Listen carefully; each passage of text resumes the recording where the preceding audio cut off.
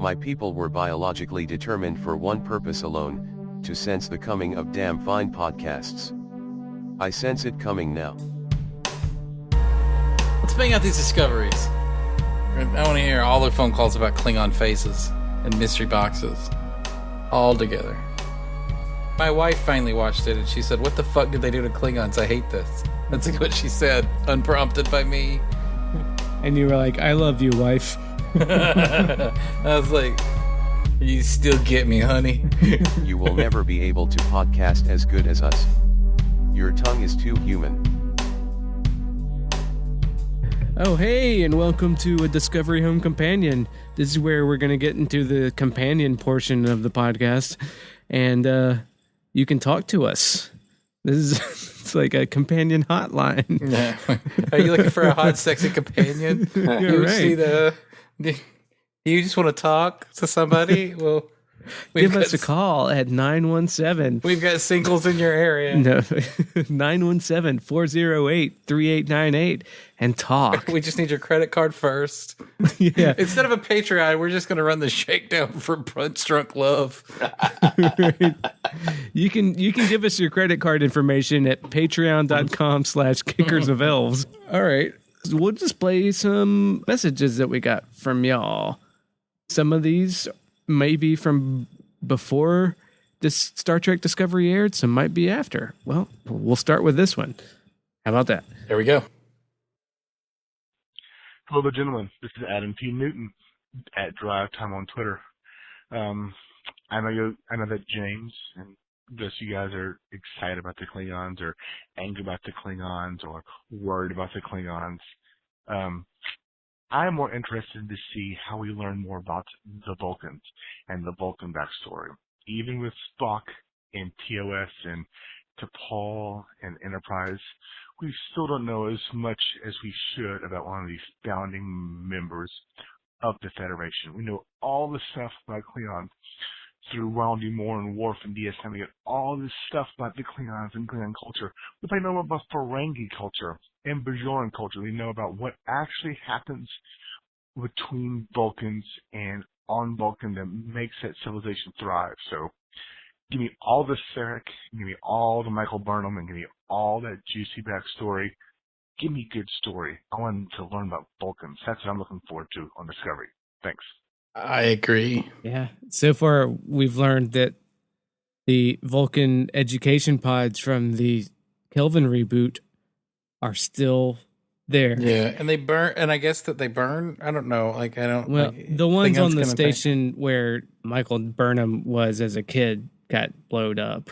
Mm-hmm. But I don't even know if that's where her parents died, because she's still maybe a I ward was of Sarek I was at that confused point. about, is that two Vulcans? Is that two Klingon tags? I watched it twice. I watched it twice. Yeah, and me so too. The second time I got that, it was like, I think Sarek was her teacher. Oh, He was like her fourth grade teacher or something. I thought maybe. But Okay, yes. But they're not in order, because the second time he's forcing her to answer questions about like the people who blew up her family. Right. So that was my thought, like that and it's the same little kid actor playing her both times, right? Maybe. Yeah, it's weird, but I got the feeling the second one I was watching was the origin story where he mind melds with her to bring her back awake from the explosion. Right. And then adopts her after that. Hey listeners, has anybody read the book that just came out this week? Oh yeah, the David Mack book. The David Mack book, because I feel like all the answers about her backstory are explained in that. Yeah. I think that's probably even, because I couldn't figure out, like, maybe her parents died and brought her back here, and then that attack was something else. But if the Klingons are just like bombing everywhere that Michael Burnham's from, hey, that sounds like a mystery box to me, James. Well, I mean, it's not, because that's not what the show's about. I mean, like, I guess if it's about, like, not everything is a mystery box. What is it about Michael Burnham's past that she keeps running into Klingons? Not a mystery box.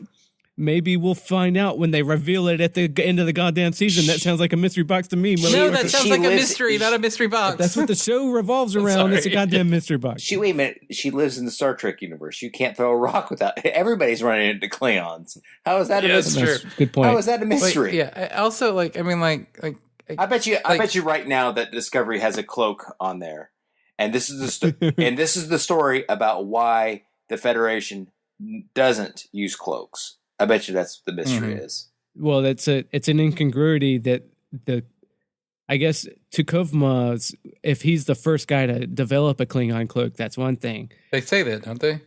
Yeah. Yeah, I think they do. But if it's a thing that gets in wide use, that conflicts with Romulans had it in Enterprise. Yeah, and did they really? Yeah. Yeah, there's a brilliant one of the great episodes of Enterprise involves them stumbling onto a Romulan minefield. It's pretty amazing. Oh, that is a good episode. Yes. Yeah, that's such a good episode. Because the classic TOS introduction of the Klingons is like Romulans. With the Romulans. But yeah, that's their first introduction to cloaking technology. Yeah. Well, but they also fought a whole war with it. Right. Like, didn't they fight? They fought a war against the Romulans. They just never saw them. Right. Not because they had cloaks, but because they didn't have visual communication between ships. That's why. Yeah. Well, that's not true because they got 3D things where you can. They got fucking hologram. Yeah. But in that TOS episode, they just have they don't have. Sure. Visual We're already fucked with the inconsistencies on technology. Sure. Yeah, and it's not worth getting butthurt over because it's just a fucking story. I will say that I mean, going back to the Vulcans, there's several episodes that deal with Vulcan culture in. Well, I mean, Vulcan culture is the main sort of cultural friction with Enterprise. Yes. But it also, like, it ends with the concept that there's a vast cultural revolution in Enterprise. All the cool Spock stuff is like a suppressed class of Vulcans. They don't mind like, it's illegal to mind meld. It's illegal to like Katra shit. All of that stuff is like what weird spooky religious people do. Yeah, why does so it there Drive is a Time? cultural I wonder if Drive Time just hasn't seen Enterprise because maybe what he needs to do is just watch Enterprise. Sounds. Well, no, but I'm saying that I think that maybe what he's saying is but that's where they were. But the status quo of Vulcan culture is a little elusive. We only see it through the picture of one person. Where there's a lot of, but I'm saying that there's this revolution at the end of Enterprise that happens in Vulcan culture, and we don't. It's hard for us to know where it is at the time of TOS, other than what you see in Amok Time, which is awesome. But still, like, yeah, I would like to have a little bit of more flavor about a post T'Pol. It seems to be T'Pol is the main sort of cultural revolutionary figure.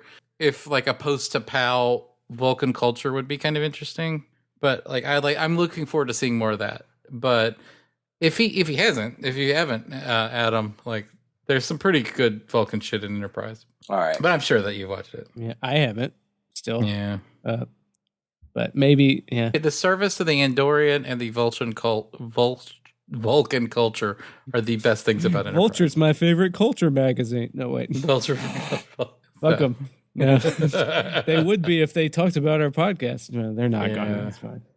We would love them so much if they did. We would talk. Yeah, hey fans, tell them to. I don't know. All of our hardcore fans would. Yeah. But anyway, what's our next call?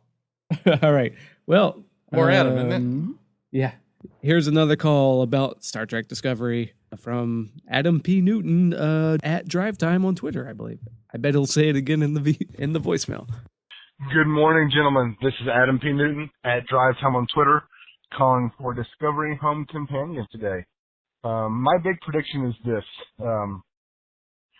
I think it is Michelle Yeoh's character on the Shinzon that is the bad person. Becomes the foil, becomes the enemy, becomes we should just scrap this and save him the embarrassment. The first season. But in general, I'm not a fan of predictions. I'm one of those naive fans who avoid spoilers and avoid the conspiracy theory threads. I just want to watch the show as it is and then see what the writers have to put together, and then we can talk about it afterwards. That's just how I've been with any fandom I've ever been involved in. I don't care to yammer about what might happen in the middle of the season as things goes along. My other comment being about Discovery is I'm not concerned about the Klingons. I'm not concerned about the uniforms. You've had uniform discontinuity in canon before. On Deep Space Nine now. In middle season 4, we have people on starships and on star bases wearing entirely different uniforms.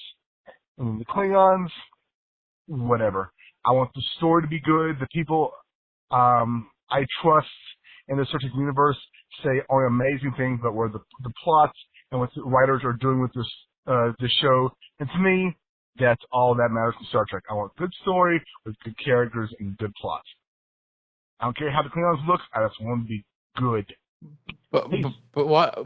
I'm sorry I interrupted that because I thought I was like, it was too painful hearing him make that prediction. You're right, Adam. Maybe you should stick to not making predictions. He's back in my prediction play, so I feel like I got a ride or die for him on this one. If you shouldn't make predictions, we shouldn't either, I guess. Well, yeah. I mean, like, hey. I was right that the ship got just totaled. You were. She could still come back. They didn't bring the body back, right? True. That would irritate me, but yeah.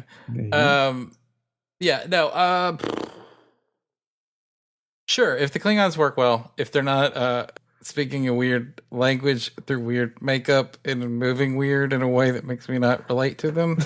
But no, I think I'm not here to say that I think that after the podcast I went back and watched the Nexon trailer for the second pilot, episode 3, second pilot, and that I think that it looked pretty interesting, and even the Klingon stuff, and like I don't get how it fits in, but it looks interesting. I don't get it. Yeah.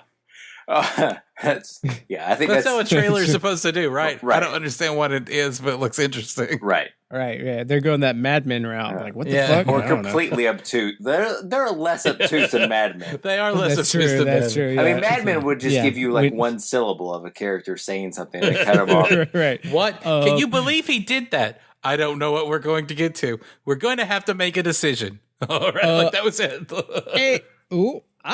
No. There was a lot of furtive glances, a lot of cuts to furtive glances. And then, what you talking about, Willis? You would watch an episode. It got to a while, one of the seasons, I would watch an episode and then go watch the last next on, just to see, like, I don't even remember half of these guttural sounds and faces from the episode. What's their next call here, Wade? Let's see. Adam's he's been a consistent fan. You've been a good fan to us, Adam. He's a good egg. You've been good to me, Adam. Yeah, you've been. Oh, this is an important call. I think this is Tom from Cleveland, and I feel like I owe him an apology because I called him a motherfucker, and that was not my place to do because he's not. He's a great guy, and you put it. Did you call him a motherfucker and then air it? Oh yeah. Oh, I don't remember. Okay. Yeah, I did. And that was not right. And I apologize. Yeah. Because it was just me, acting out rashly. And I've sought counseling, and I hope not to have that happen. But, I'll play this call. How about that? Download Wade's book to brand marketing and fan base building. All right. Gentlemen, this is Tom from Cleveland. Must say, I have not been called a mother effer in over 20 years. Felt good. So, predictions. Predictions, mother effer, I speak it. My predictions for Discovery is what they will do poorly, which is what Star Trek has always done well, and that is compromise with our enemies. So what the Federation does, it is what Star Trek is about. It is about finding common ground with the people that, yes, we may have to shoot at you with our phasers and our photon torpedoes, but sooner or later, eventually, we will reach consensus, common ground, and we will all work as allies. It has happened across the Alpha Quadrant, and I do not think it will happen on Discovery only because it is not the current trend, either cinematically, television-y, societally. Compromise is not what we are doing. However, it is what we have to do, and it's what Star Trek is good at, is showing us maybe not a reflection of what is, but what should be. So my prediction is Discovery, being of the television age that it is in, will do that poorly. Thank you, and have a great evening. Well, wait a minute. Here, Tom, we know that you're right about this because we know there's a whole movie where the Federation makes a peace accord with the Klingons. Like, we know they're the enemy, and there's no way they're going to make peace with them because there's conflict throughout the original series and the original movies. So I think maybe he's saying that the spirit of the show will be one of bellicosity over okay. the sort of like, I think that he just means the spirit of how it's dealt with. Yeah. And I would say that I think that at this point, this is kind of, I hate that these calls are kind of like, because we told people to call in with predictions and then we never got around to like editing or to having the podcast until after the show aired. And I feel a little bad about that. So now it feels like we're like, you were wrong and this is where you were wrong. No. Like, I already called Tom. No. Worse I'm things. not saying that you're. I'm saying that I think that the show has proved his point wrong, his prediction wrong, because I think that is about. I mean, like if at this point I had to guess what the shows are, if I did just like what is broad strokes, what the thing is about is that Michael Burnham has to like uses her rationality and her emotion in this sort of negative way. And it gets her in trouble. And then, like, there's going to be, like, there's a captain that comes along. I guess 4 years after her, she's been in prison. Like, a captain comes along, pulls her out, and then, like, kind of feeds her worst instincts. That seems to be what the show's about. Okay. See, and this is a question I wish I'd brought up in the podcast when we recorded. Like, her worst instincts, like, breaking the chain of command is what's the wrong thing to do. But her instinct was right to fire on the Klingons. I'll go back to the doesn't say that it's wrong. I'm not sure. Like probably when this airs, the episode that we talked about it in Deep Space Nine probably won't air. But there's the scene at the end of Rules of Engagement where Sisko says that the Federation never fires first. Mm-hmm. The Federation doesn't provoke fights, even if that means we die. Even if that means your loved ones and you die, we still don't do it. Yeah, it's like a sort of like a hallmark principle. And I agree. I don't think Akiva Goldsman remembers that quote, or does Alex Kurtzman, but maybe some of the other. I think that they're probably going to try and give her an arc, and I think that arc is probably that she has these. Like being a Vulcan with a human sometimes doesn't make Spock. Sometimes it makes a rasher person. Someone who can rationalize violence. Or Kirstie Alley was a Vulcan who rationalizes the wrong move as a Vulcan even. Yeah. So I think that maybe they're doing that, and then like this one guy starts prodding her to do that. You know? Yeah. That's my guess. That's my guess based on like all like and that she's gonna have been in prison for 4 years, you think? No, that's that I've read. That makes sense. Actually, I didn't even think of that, but it makes sense. Because there's third. This is where the like your thought about spoilers from reviews. The reviewers now that are writing reviews are writing the reviews for the first 3 episodes. Oh fuck! Fuck those guys. I was right. I wish the embargo was for all of it. No, you know the first line is going to be 4 years later. Yeah, I mean now that you pointed out. Yeah. Oh, if you told me that, and I'd be, yeah, you're probably right. I bet that's what it is. I don't want to be told that's what it is. Fuck you, reviewers. Fuck you. But I'm sorry, I got rash there, but I didn't. He doesn't want to know if things are good or bad before he watches. I'd rather not have spoilers. That's all. Tell me if it's bad or not, but I don't want to. Yeah. Well, we've been over this in our. We've had personal fights about this. Yeah. Let's put it. I'm a spoiler hedonist, so yeah. But yeah, if you told me probably, if you'd thrown it out there without saying definitive, I would have said, yeah, that's probably what's going to be. I could have done that then. Yeah, I wish you had. Mm-hmm. I'm going to call you a motherfucker this time. Tom, you're okay. Sorry, I don't mean. So now I'm trying to figure out if it's, that's why I sent a text earlier this week. Is it supposed to be that the Battle of the Binary Stars happened 14 years before Spock and Discovery takes place 10 years, or did the Binary Stars take place 10 years and now everything is 6 years before Spock? Because it is kind of different. It is 4 years is like it. Some nerds actually have, because they say the star date. They do say the star date. But the star dates on the original series are fucked up and hard. She also to says the manage, actual so year. nobody. She says the Earth year. She does. Yeah, she does. She does. But the thing is, with the star dates and the original series are fucked up, nobody knows exactly what they mean. So it's still unclear. So who knows? All right. Well, Tom, thanks. That was a good one. Thank you, Tom. And I do apologize for what I said about you before. I didn't mean it. I love you, Tom.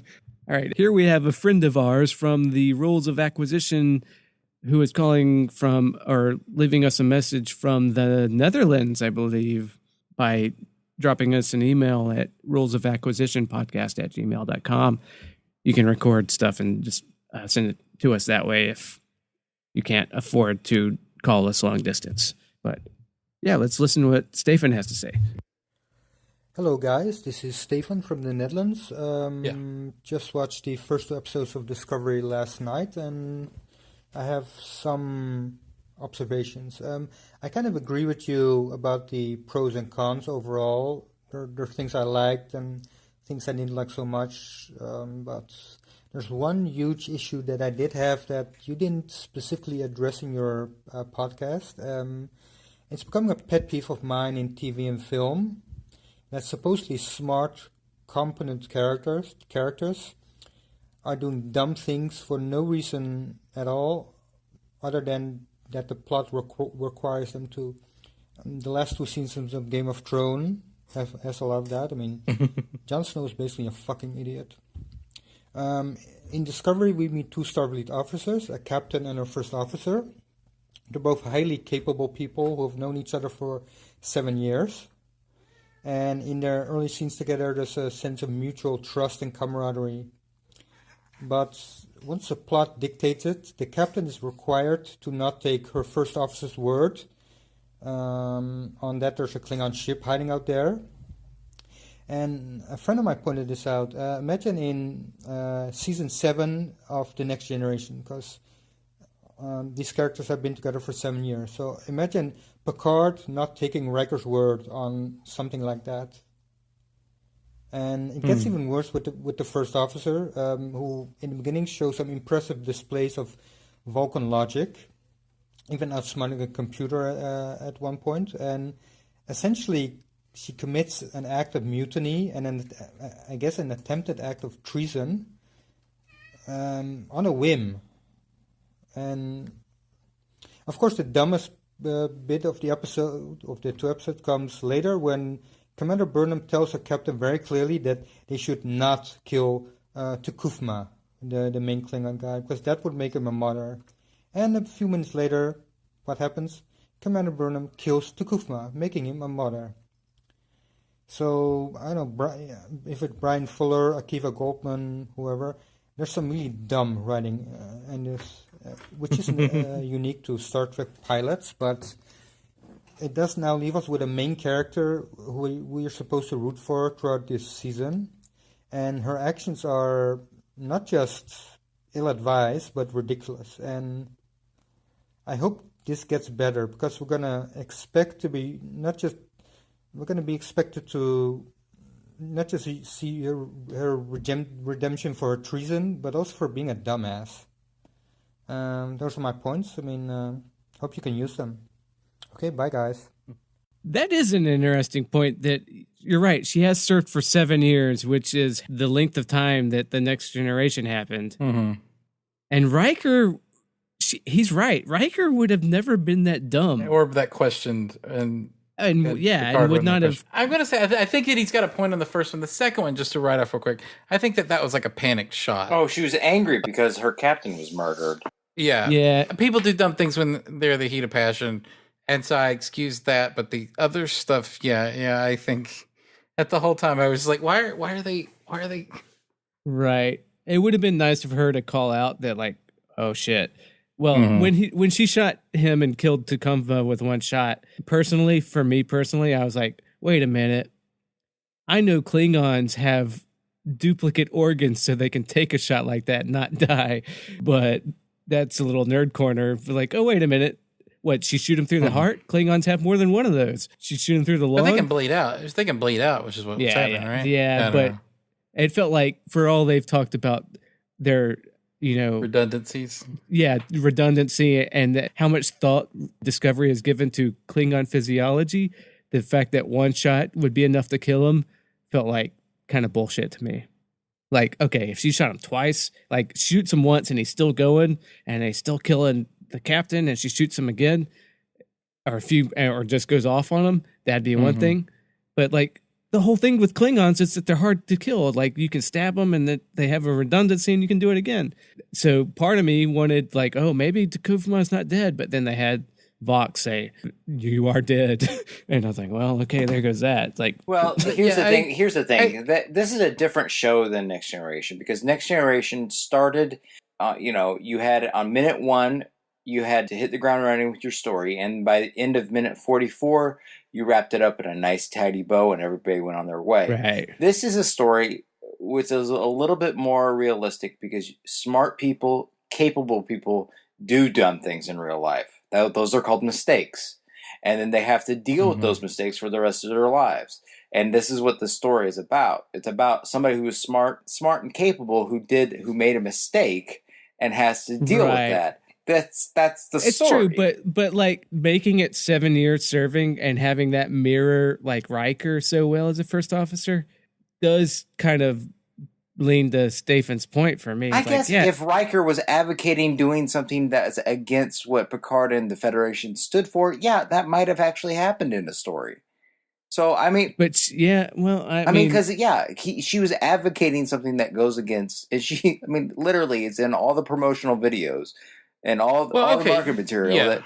But the whole thing is like, Picard's closer to a Vulcan than Kirk was, and that's kind of like his whole, like... No. He's... biologic and biologic. I think it's possible we're missing the point of this. Probably. Oh, I'm sure we are. The point of her rash actions are a result of her having like deep-seated animosity towards the Klingons for killing her parents. That's a good point. And the questioning of it came from like Michelle Yeoh not believing her came from like her intensity was out of character and therefore coming from some sort of other place.